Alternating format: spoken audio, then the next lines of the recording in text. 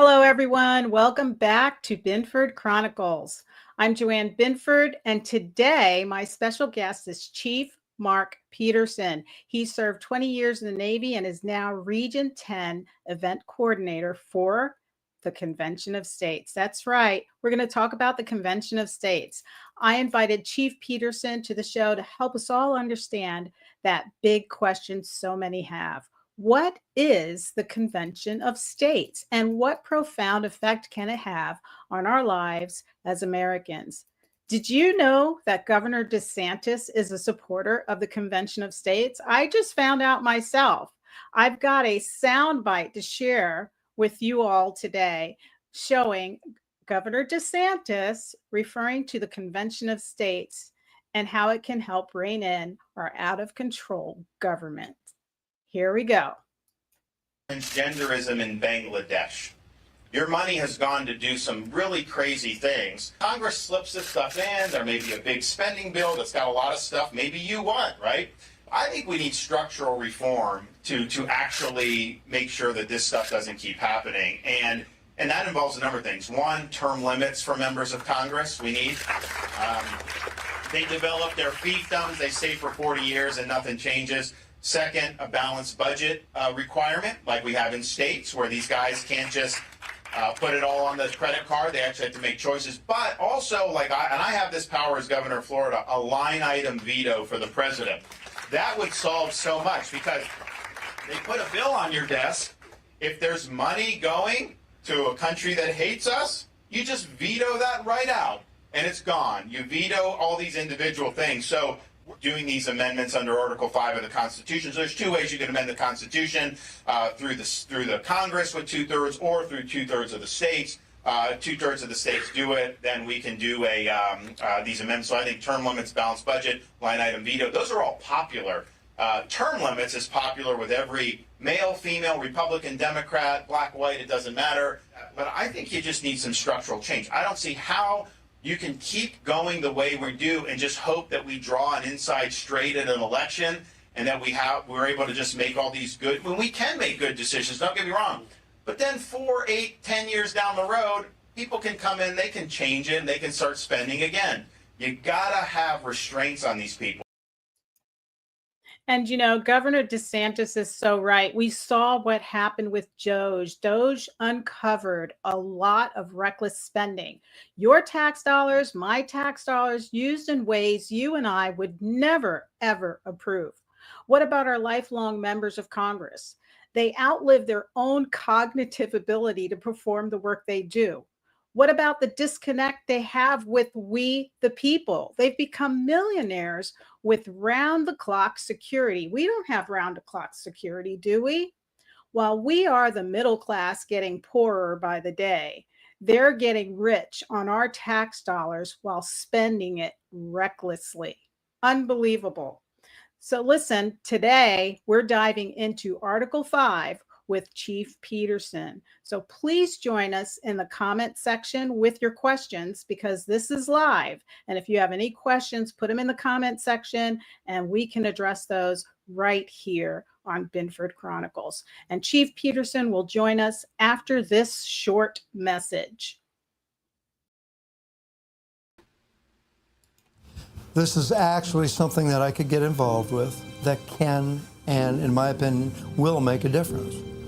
And quite frankly, I got tired of yelling at the TV and posting on Facebook. I just wanted something that I could do that gave me purpose besides just complaining. And so this is something that we're doing to educate and inform all the people around us. Somewhat reluctantly, I was never I might be classified as a non-voter most of my life until recently. Yeah, I'm Mark Peterson. Did 20 years in the military, married, I have 5 grandchildren, 4 children. I was always interested in what I could possibly do in a volunteer mode. My name's Vicki Buckley. I'm a former makeup artist and a former special ed teacher, and I'm a volunteer with Convention of States. And the reason I'm a volunteer is that I got sick and tired of what was happening to our culture, and it was scaring me because I have 4 grandsons, and I did not like where it was going. Kids don't know their civics, they don't know their history. And Convention of States is a nonprofit, nonpartisan organization that supports the Article 5 Convention. Welcome back to Binford Chronicles. I'm Joanne Binford, and today we're going to dive into the Convention of States, Article 5, with Chief Peterson. Welcome, Chief. Hey, how you doing today? I'm doing great. I'm so glad that you joined us today to talk about the Convention of States, Article 5. Great to be here. So, Chief, tell us, how did you get involved with Convention of States? Well, like I said in the video, I did 20 years active duty ended up as a Navy Chief Petty Officer. And then my last tour of duty, I got my degree in engineering, and I did my thing in the civilian world until it was time for me to retire. And, you know, I always envisioned doing something in a volunteer capacity. Some people wanted me to run for office or do different things, but I heard Tucker Carlson do an interview with Mark Meckler, one of the founders of Convention of States. And I had recalled hearing something about a constitutional convention years ago on the Rush Limbaugh show, and it perked up my ears. But after I listened to Mark Meckler explain it, I knew that was right where I needed to be. And it further was enhanced when I listened to Michael Ferris, who is another founder, and he actually is an attorney that fought in the Supreme Court and won. And you may experience his efforts because homeschooling is what he fought for, and he won. And in part for Michael Ferris's efforts, that's why we're enabled to do homeschooling now. So anyway, long story short, I got involved, and then I was a district captain for a while, and then I saw my efforts needed in being an event coordinator and doing some other things. But it was the easiest and most practical way of making a difference, in my view. Now, you guys are located here in Indian River County, and how far wide and spread are you guys? Well, Convention of States is nationally. I'm a regional captain's team member for Region 10, which encompasses 5 House districts, House District 31 through 35, and it goes essentially from Titusville down to Fort Pierce, and we also got St. Cloud and some of Kissimmee. Now, how many states are involved right now, Chief? Well, every state is involved in one capacity or another, but we've already got 19 states who've called for the Convention of States, and by Article 5 says you need 2/3, which is 34 states, so we need 15 more states. And are all the states on the same issues with you? Are you all unified on those same issues? Yes, there are other people that are calling conventions of states. One is going just for a balanced budget amendment, but in order for you to get a convention, all 34 states have to have the exact same purpose for the convention. They all have to be in agreement.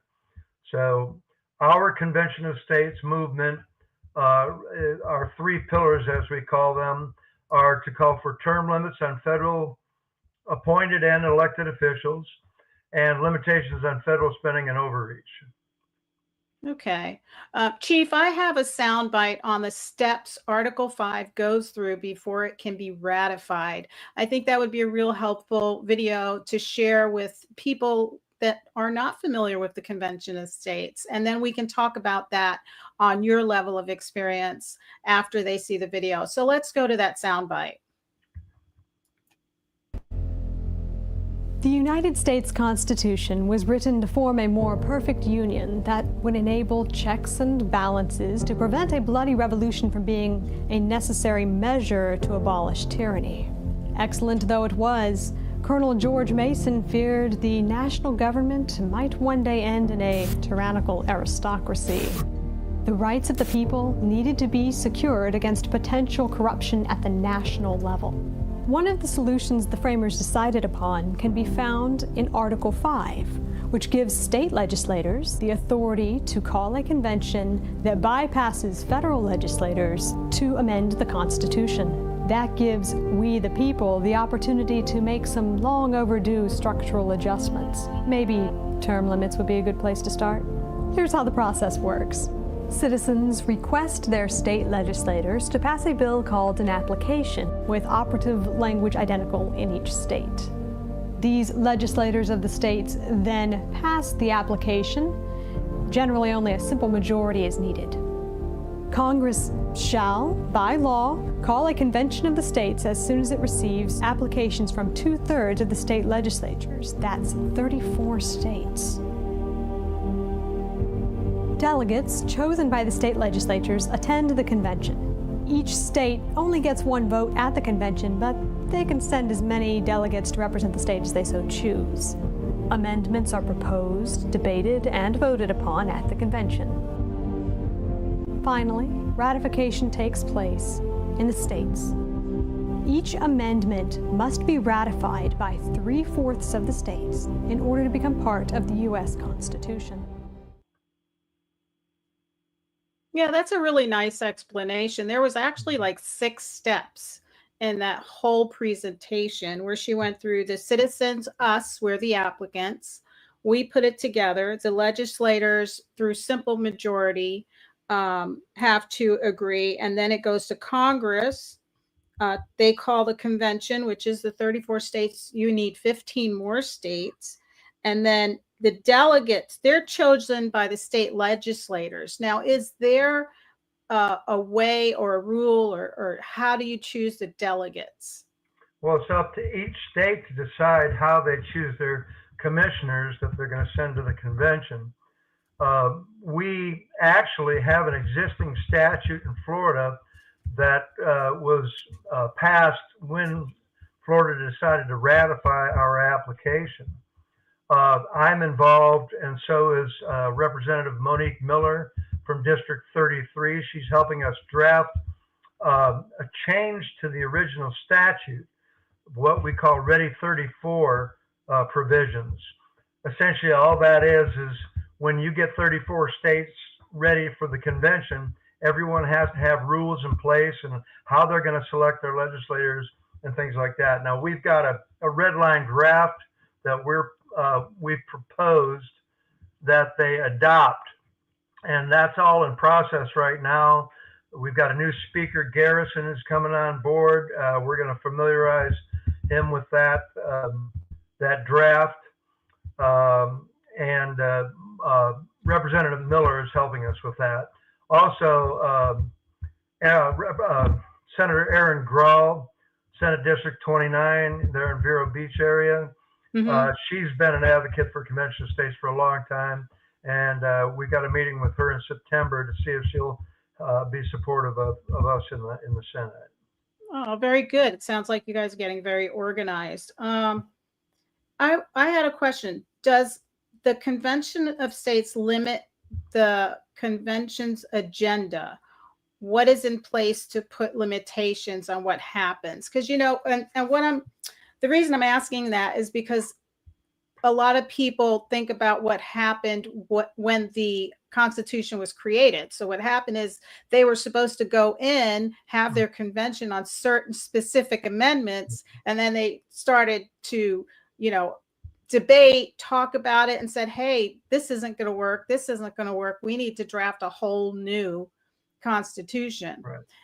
So that's where the concern is. So that's where I'm leading with that question is, does it limit the convention's agenda? Because if you're going in for 3 things, does it mean you can come out with more than that? Okay, there's a couple things involved here. First of all, the original Constitutional Convention was not a convention to create a constitution, as you know. It was to change the Articles of Confederation. Right. Okay. There were 13 states at the time that called for the convention, but when it was discovered that they wanted to abolish the Articles of Confederation, 3 of the states objected to it. So they essentially voted to change the requirement to have 2/3. Now, I think that is where most people are nervous about this. Well, the first thing is, this is not a constitutional convention. This is a convention of states to propose amendments, and there's a huge difference.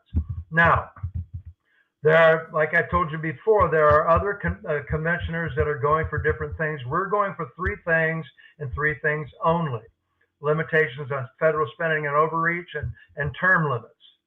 All 34 states will have to adopt that language in order for us to move forward. Now, we just had North Carolina that passed the House in an overwhelming majority, but then the Senate decided they just wanted to do a balanced budget amendment. So they got rid of the other 2 pillars, and therefore it did not pass in North Carolina.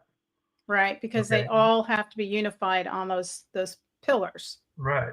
So the checks and balances are very well established. Okay, we've already had approximately 40 conventions of states for other reasons other than to propose amendments. So there's been a set procedure for how that'll take place. And I think the first one was pertaining to Indian rights or something like that. But nevertheless, you've got Robert's Rules of Law. Each state will have to have agreed either in advance or at the convention to the rules of the convention before even proceeding. The first thing they'll do is they'll nominate the structure for the convention. You'll have a president. It's governed by Robert's Rules of Law. So say I wanted to go in there and talk about the Second Amendment. The president would simply say, "You're out of order, go home." Now, the second check and balances, what I said, the article, the Ready 34 provisions that we presented to Representative Miller, all address those issues. So we send a commissioner to the convention. They're sent with marching orders that they have to absolutely obey. And there are provisions for literally arresting them and charging them with crimes if they don't. And, you know, with real-time information, they can be removed in a matter of seconds from the convention. So I guess, you know, the risk of not having a convention and just letting our country continue at the path that they are far outweigh any risk of a convention of states.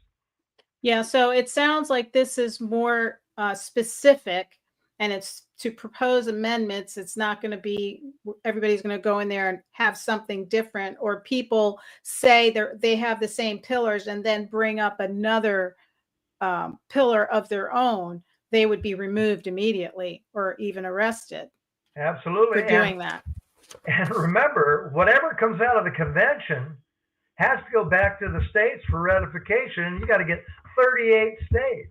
Now, if you just want to look party politics, we've got approximately 29 red states and 19 blue states. So even if you looked at it from a partisan point of view, which we're totally nonpartisan, believe it or not, if you allege that we are conservative, we are, and that we got all 29 red states, we would still need a half a dozen blue states to even get the convention. Okay?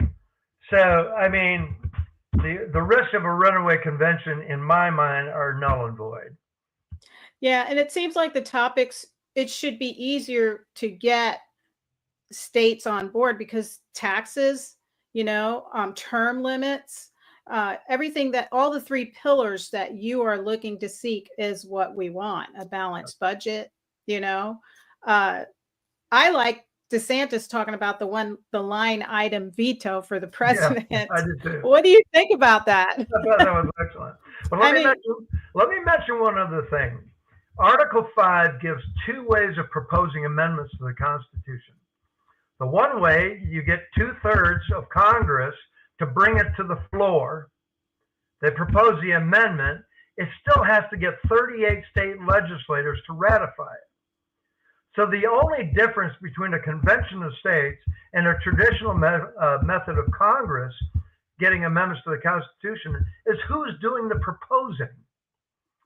Okay, right. That's really the only major difference. So with the convention of states doing the proposing, you're saying they're all going to be unified and they're going to set this amendment, and the amendment will then have to be ratified By 38 states. by 38 states. Yeah. So, yeah, you would just need 4 more states. That's correct. But that would be it's taken us over 10 years to get 19 states just to go through committees and hear it on their floor and vote on it. Think about how long it's going to take to get the states to ratify amendments. Now, reasonably speaking, I would hope that each state legislature goes to the convention prepared with amendments they've probably already worked out in advance, so that then we get to the floor, it's simply a matter of tweaking the amendment to what everybody wants and then sending back to the state. So it'd be a little easier. But that's a presumption, and that's my hope. I'm not saying that's the way it'll be. So, well, I'm thinking if the states are all unified in all these 3 pillars, then why aren't they all using the same similar language for all the states, so nothing's different in between the states? They are all using the same language to go through committee and get it to the floor. And then what's happening is a lot of the people are just very misinformed. And I've listened to many committee hearings on this, and it's unbelievable. And that's why, you look at us in Florida, we were number 3 to pass it. People ask us all the time, so why am I signing the petition today? Well, every 2 years, we got a turnaround in our legislature, and we literally have to teach our freshman legislators what it's all about. I've talked to judges running that have not a clue what Article 5 means, and they're running for a judge position. Yeah, well, I think that is the problem, is we have a lot of people, and that's the biggest problem, I think, with the House of Representatives, Congress, even our Senate, is they have been in office, like you said, term limits for so long, they're out of touch. They're just focusing on the day-to-day tasks there, and they're not expanding to know what's going on, or they've got all the attorneys at their fingertips if they really wanted to question this. And I saw Thomas Massey. He wants to see an amendment done the regular way rather than Article 5. And I just, like you, I don't see it happening with our Congress. I just don't see them passing any term limit bills. They do CRs all the time, continued resolutions all the time. They're just the budget's never been balanced, and it's not going to be balanced. They don't want it to be balanced. So when you're doing your balanced budget, do you guys have like an accountant or somebody that says, okay, we want a balanced budget? Is that just the full statement, or is there more in detail behind it, like how to reach a balanced budget, or what processes they should do or stop doing? Well, balanced budget is just one portion of limitations on federal spending.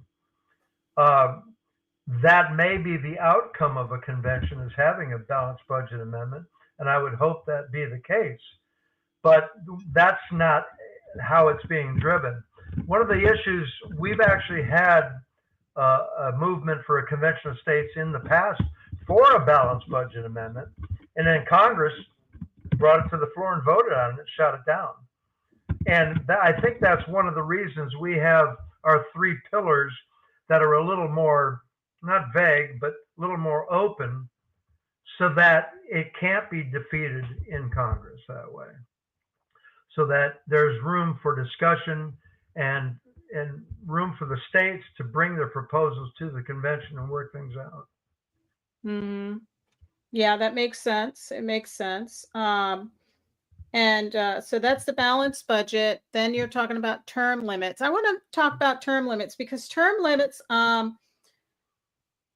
just feel like we do have some good constitutional representatives there, and I do agree on term limits, but skeptical that they would work in an amendment because there are so many other underlying issues that interfere with elections and grassroots candidates running. So even if you had term limits, would the people really be voting the next person in, or would it be the special interest groups buying in? Because right now, PAC money is unlimited.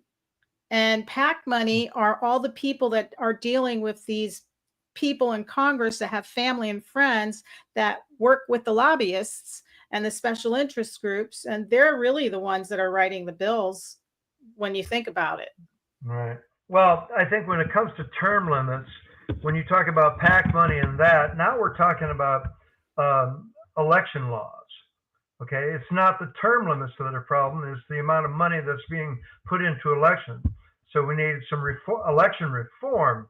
But when you look at term limits, in my mind, if you don't have parameters, if you don't have a finish line, then people are never going to get anything done.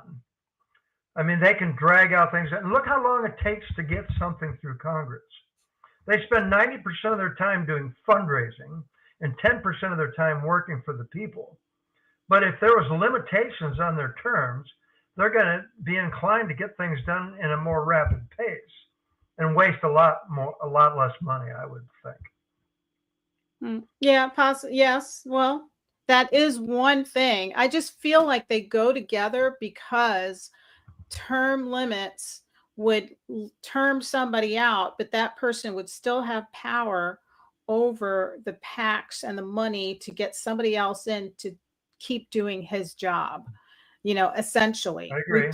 Replace the apple with a fresh apple, and then grassroots won't get in there. And then we still have all of these issues coming up because I kind of feel like our Congress is run by a lot of people that are not working for the people. Absolutely. I think that is absolutely something that could come out of the convention. You could incorporate election reform in with the term limits provisions. And, the worst case scenario is you're getting 50 states together to discuss what we need to do to fix our country. Because like you said, Congress is never going to vote themselves term limits. Why would they vote themselves out of a job? And they want to have all the power they have to serve their individual needs of their constituencies. So they're never going to want to limit their budgets. Mm-hmm. So and that's exactly why George Mason gave us this power. Why it hasn't been used before is beyond me. Probably because they don't want to educate our children, and they stopped teaching civics and started teaching social studies instead. Yes, and there's this misunderstanding that there was a runaway convention, and I've learned it's not a runaway convention. It's totally the Article 5 didn't even exist then. This is something totally different. And I watched it and I read more about it, and I was like, you know what? I'm really seeing that this might be an option. This might be the way to go. And I don't understand what the fear really is. I mean, some people say the states really don't have qualified people to do this. Well, there's an organization called the Uniform Law Commission. You probably know it as the NCC. You see it on labels all the time, a UCC code. Well, they've been meeting since 1892 every year. Every state sends delegates. They propose laws that pertain to commerce. They send it back to their state legislators, and the states make them laws. Mm-hmm. Okay? They've been doing this for years, and they've never had a runaway convention. Chief, I really like this video that I have here, and I wanted to play this soundbite because it really won favor with me, and I think other people that listen to it might feel the same way. So I'm going to play this one, and it talks about the misconception of the runaway conventions. So let's play this for everybody who's out there still very skeptical. So let's play it now. All right. Let's get a reality check. Like constitutional law scholar Robert G. Nadelson says, there are far more political and legal constraints on a runaway convention than on a runaway Congress. The convention delegates, also called commissioners, are bound to the will of their state legislatures. If they don't vote as their states demand, they get recalled. They might even get sent to prison. Furthermore, a full 3/4 of the state legislatures, we're talking 38 state legislatures, must ratify each and every amendment in order for it to become part of the U.S. Constitution. Even Alexander Hamilton and Abraham Lincoln, who favored national government, emphasized that Article 5 gives states authority over the national government. Hamilton writes that national rulers have no option upon the subject. The words of Article 5 are peremptory. The Congress shall call a convention. And Lincoln says the convention mode seems preferable in that it allows amendments to originate with the people themselves. Article 5 Convention of the States is a safe route to stopping federal overreach. Civilizations rise and fall. Let's be a civilization that saw the cycle of collapse coming and broke it. You know what got me when she was talking about that is she said, we have a runaway Congress. And I feel like that sometimes. Absolutely. And then the other thing that she said was state rights over national government. And we're a federalist nation. And I really love the sound of that, because states don't use their state rights. They don't use their powers like they should. So that really rung a bell with me because I was like, she's right. This gives us the ability and the power that we're supposed to have. That's a misconception about us. We are, as an organization, are very pro-federalism.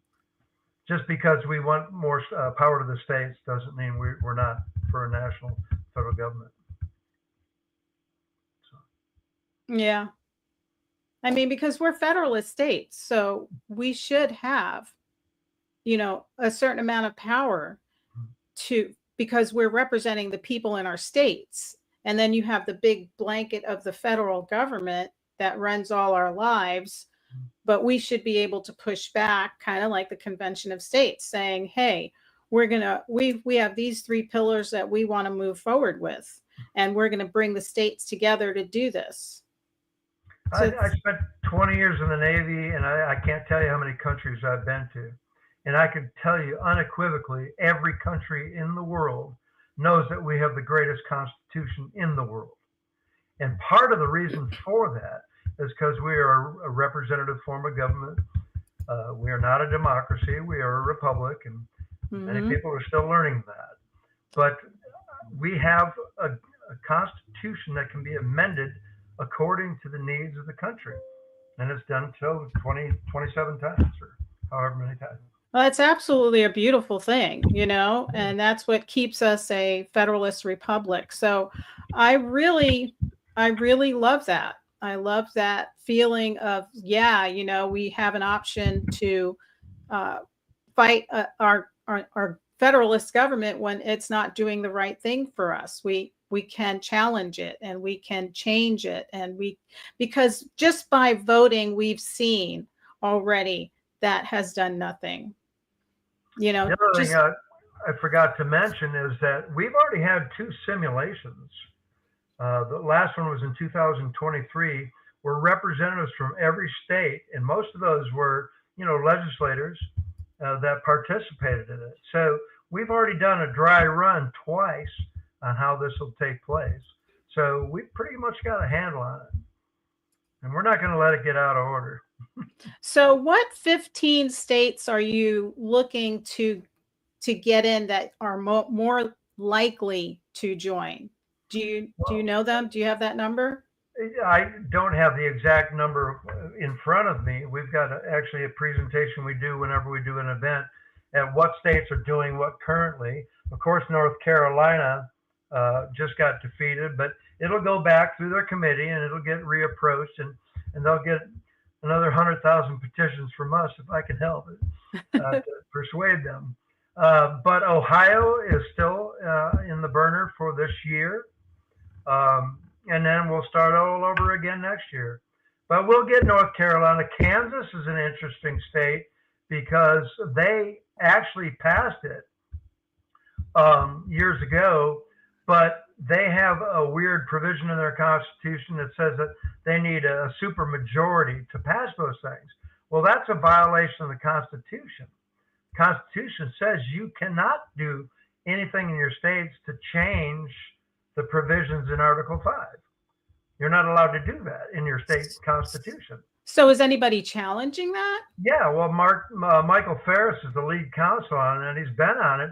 As a matter of fact, they just had another vote on it, and I know they had a supermajority in the House, and I think it got defeated in the Senate, barely. So anyway, it's still in court. We're going to win. It's just a matter of the judge in Kansas has just not brought it to the bench. Wow.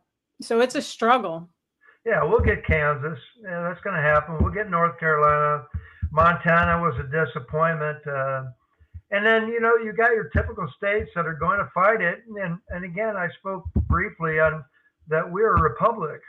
Okay. If you look at the map, 90% of the area in the country is red. Okay. And this goes back. That's why they're called Democrats and we're called Republicans. Okay. Majority of the people live in and around cities. That's why we have an electoral college. Okay. So everybody has representation. Without that, we would simply have mob rule. That's right. And that's a unitary democracy where, you know, the mob rules and the little guy just, sorry, you don't count. So obviously the one party is going to want to have a democratic rule.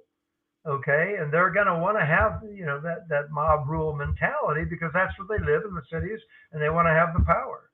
But we want a republic where everyone is represented. Right. Right. So it's very important. It's kind of like you've heard the 51-49 comparison. In a democracy, 51% of the people have all the power and 49% of the people have none of the power. That's what democracy is. That's what it is. You're absolutely right. And, you know, you think within the times that we're in, it would be easier to get people on board because of what we're witnessing right now and what we've been witnessing over time. We've felt like our government has not been listening to us at all. And we suffer. Shifting, though. Yeah, it is. You look a lot younger than I do, so I don't know if you remember this, but everything happens in cycles. We know this, but it very much reminds me of the transition that happened in the 70s. I went into the Navy when Jimmy Carter was president, okay? This is the tail end of Vietnam. Everybody's still wearing bell bottoms and hair down to the middle of their back for the guys. And I did the crazy thing and joined the military. But during that time, it was 1977, that's when we started to see the transition. You know, people started wearing nicer clothes and cutting their hair and things like that. Oh, thank God. I was so tired of wearing my big sisters. Ties? I was the youngest of 5, so I had to wear my big sister's hippie stuff hand-me-downs. Yeah. Remember the big clogs? They were they were like, I was like, take this stuff there was off. A show, Family Ties, with Michael J. Fox. I remember Alex Family P. Ties. Keaton. Remember the APK? Oh, he was a young Republican. Okay, his parents were liberal Democrats, but that was indicative of the time. And then right about that time, Ronald Reagan became president of the United States. And I lived that transition. Yeah, okay? I saw what it was like to go from someone who was considered, you know, McHale's Navy, Schlockmeister, you know, nobody in the military to was respected military people. And it was in large part because of Ronald Reagan. Yeah, I remember that. I was old enough to vote then. And that was the first president I voted for. Yeah. So, but we're seeing that same shift right now. And I've got grandchildren and I see them. And I think a lot of it has to do with the media and what they're exposed to. I remember growing up and seeing all the riots and all the protesting against Vietnam and Kent State and all that. I hated it. I hated all that violence. And I think the kids are seeing the exact same thing, and they're seeing how conservative values equals success. The riots, I never saw riots like we see today. Never saw those. And I Oh, grew I up in did. New York I City. lived in Detroit. We had Yeah, tanks going down Jefferson Avenue. oh yeah, in New York, the only riots I remember were the gay rights riots. Those were the No. only ones that I remember seeing. But 67 riots in Detroit, Watts in California. Oh, they were huge. wow, yeah. See, I was still a little baby. Yeah. Well, I told you, you look younger than I was a little baby in '67. Right. So, but I think the kids are at that same transition mode right now, where they're looking at A, we can have this turmoil, or B, look at these guys, they're successful. They're happier. Really, conservative people are much more happier than radical liberals, I think. Well, yeah, we have a positive outlook. I don't know how. I don't understand that mindset. I really don't. I mean, I came from a family that was very, democratic. Like my dad was a Democrat, and my uncle was a Democrat, and they were so vile and mean about the other party that when I finally got old enough to start looking into politics, I was like I said, I went to vote for Reagan, and I remember going up and registering before I voted, and she said, what's your party? And I said, I think I'm going to be independent. I just don't know yet, because I didn't like the Democrats that were in my family, because they're the way they behaved. And she says, well, you can't vote. You can't vote in the primaries. You have to have a party affiliation. And I said, what? Florida. Yes. No, I was in New York. And she said, what party aligns with you best? And I talked to her about the Democrat Party and the Republican Party, and that's how I became a Republican. I said, I'm a Christian. I align with this, and align with that. I mean, I remember when Perot ran for president. Yeah, I do.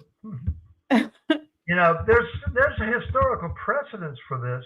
If you look at Herbert Marcuse, who came to the United States from Germany after World War II, he was a Marxist.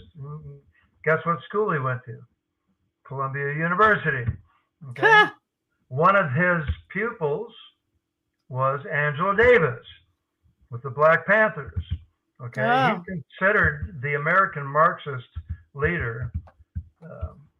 And look at our education system. Where does most of our organized educational people come from? Columbia University. Universities, period. Angela Davis is still teaching at Berkeley.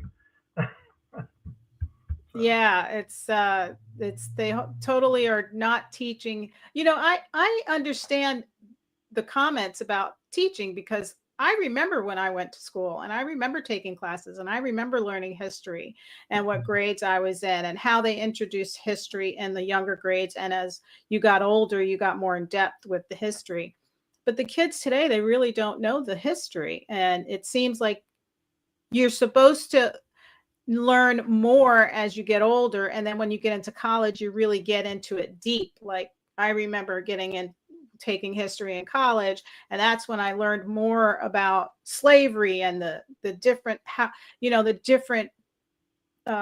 groups of slaves, why some slaves sold more than other slaves, like they went through the whole cycle, like from good to bad, bad to good, and all that stuff, because you are older now and you can absorb all that and understand it and disseminate it and debate it and argue it and bring up questions. But when you're younger, you kind of have to have little bits and pieces, because there's just too much there.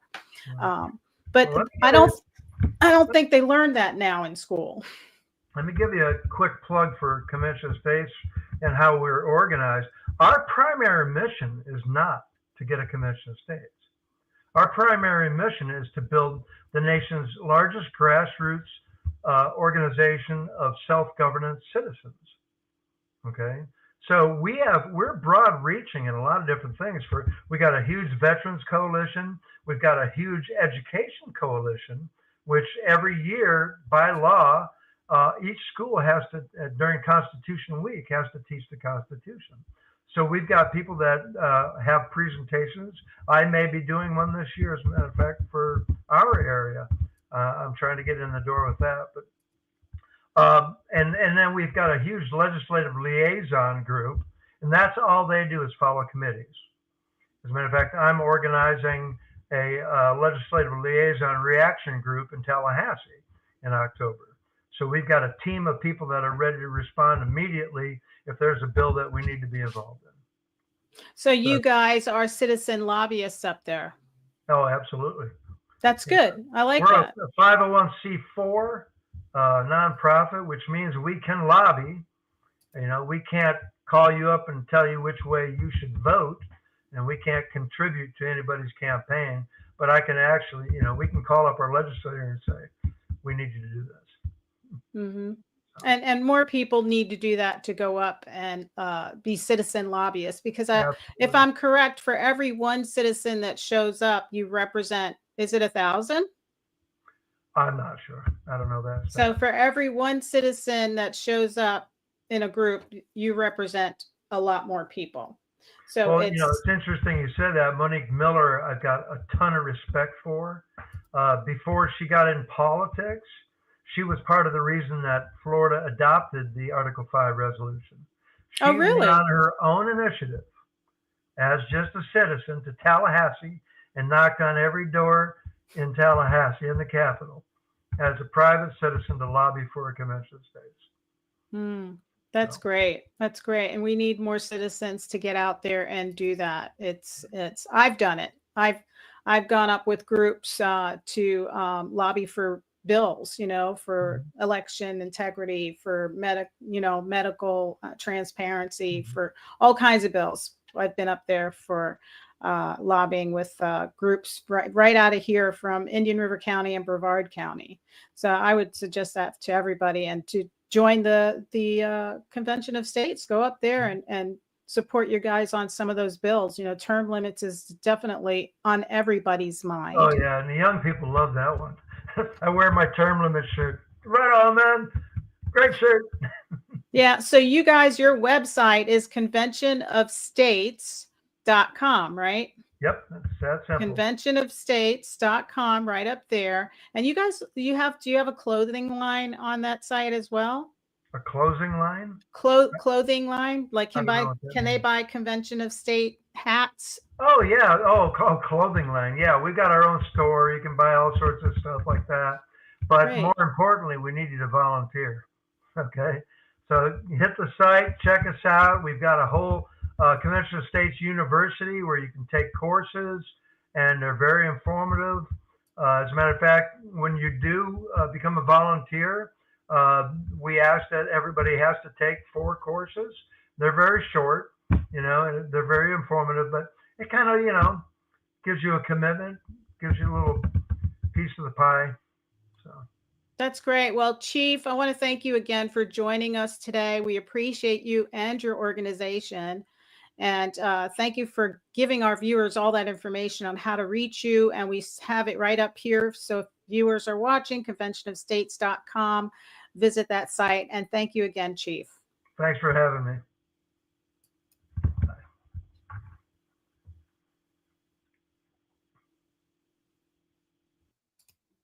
Well, everybody, that was a great guest on Binford Chronicles. I want to thank you all for supporting Binford Chronicles. Remember to hit the like, share, and subscribe tab to get notified when Binford Chronicles goes live. Also, I'm the host on The Board Report every Friday at 7 p.m. And The Board Report is brought to you by Indian River Connections. So visit IndianRiverConnections.com and visit our website there, and you will get the links to our network of podcasters. We have several podcasters there, like TGI Now, To the Point Podcast, Shattering the Narrative, you name it. We've got several really good podcasters there. So visit IndianRiverConnections.com. And I want to thank you again for joining us here on Binford Chronicles. Have a good evening.